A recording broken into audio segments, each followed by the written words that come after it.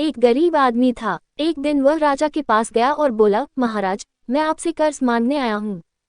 कृपा कर आप मुझे 5,000 रुपये दें। मैं 5 वर्ष के अंदर आपके रुपये वापस कर दूंगा।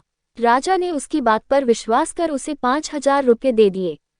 5 वर्ष बीत जाने के बाद भी जब उस व्यक्ति ने राजा के 5,000 रुपये नहीं लौटाए तब राजा को मजबूरन उसके घर जाना पड़ा। लेकिन वहां वह व्यक्ति नहीं मिला। जब भी राजा वहां जाता बहाना बनाकर उसे वापस भेज दिया जाता।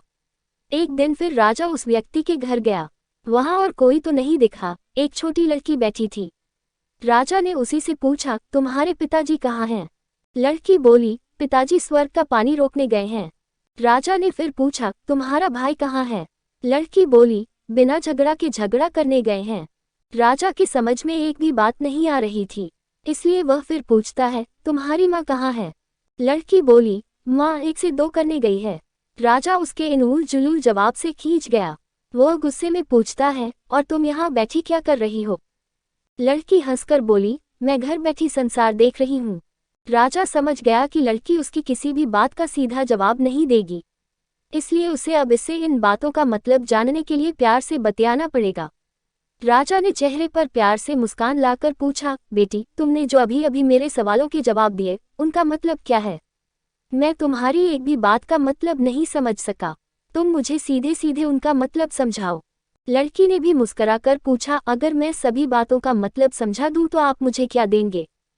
राजा के मन में सारी बातों को जानने की तीव्र उत्कंठा थी। वह बोला, जो मांगोगी वही दूंगा। तब लड़की बोली, आप मेरे पिताजी का सारा कर्ज माफ कर देंगे तो मैं आपको सारी बातों का अर्थ बता दूंगी।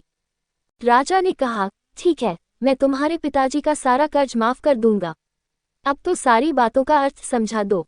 लड़की बोली, महाराज, आज मैं आपको सारी बातों का अर्थ नहीं समझा सकती। कृपा कर आप कल आएं, कल मैं जरूर बता दूंगी। राजा अगले दिन फिर उस व्यक्ति के घर गया। आज वहां सभी लोग मौजूद थे। वह आदमी, उसकी पत्नी, बेटा और उसकी बेटी भी।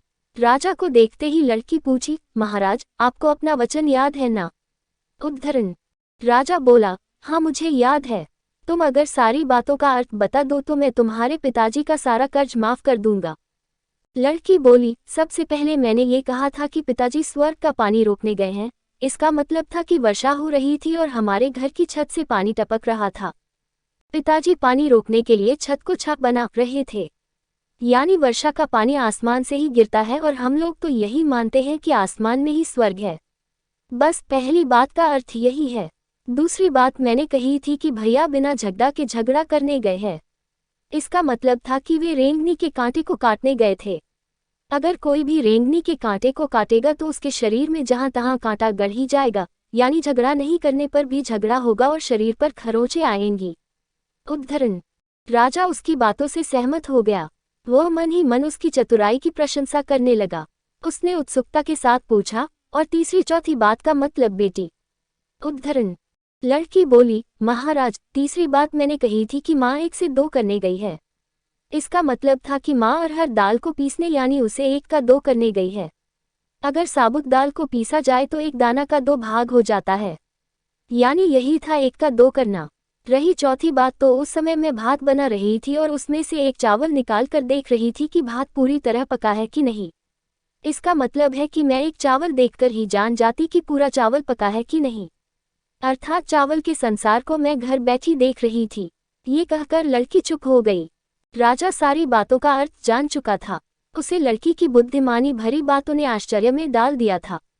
फिर राजा ने कहा, बेटी, तुम तो बहुत चतुर हो, पर एक बात समझ में नहीं आई कि यह सारी बातें तो तुम मुझे कल भी बता सकती थी, फिर तुमने मुझे आज क्यों बुलाया? लड़की हंसकर बोली, मैं तो बता ही चुकी हूँ कि कल जब आप आए थे तो मैं भात बना रही थी। अगर मैं आपको अपनी बातों का मतलब समझाने लगती तो भात गीला हो जाता या जल जाता तो माँ मुझे जरूर पीटती। फिर घर में कल कोई भी नहीं था। अगर मैं इनको बताती कि आपने कर्ज माफ कर दिया है तो ये मेरी बात का विश्वास नहीं करते। आज स्वयं आपके मुंह से सुनकर कि आपने कर्ज माफ कर दिया है, जहां इन्हें इसका विश्वास हो जाएगा वहीं खुशी भी होगी। उद्धरण। राजा लड़की की बात सुनकर बहुत ही प्रसन्न हुआ। उसने अपने गले से मोतियों की माला निकाल उसे देते हुए कहा, बेटी, ये लो अपनी चतुराई का पुरस्कार। तुम्हारे पिताजी का कर्ज तो मैं माफ कर ही चुका हूँ। अब तुम्हें या तुम्हारे घर वालों को मुझसे बहाना नहीं बनाना पड़ेगा। अब तुम लोग निश्चिंत होकर रहो। अगर फिर कभी किसी चीज की जरूरत हो तो बेझिझक होकर मुझसे कहना। इतना कहकर राजा लड़की को आशीर्वाद देकर चला गया। लड़की के परिवार वालों ने उसे खुशी से गले लगा लिया। ऐसी ही कहानियां सुनने के लिए हमारे चैनल को सब्सक्राइब करें और फेसबुक पेज को लाइक करें।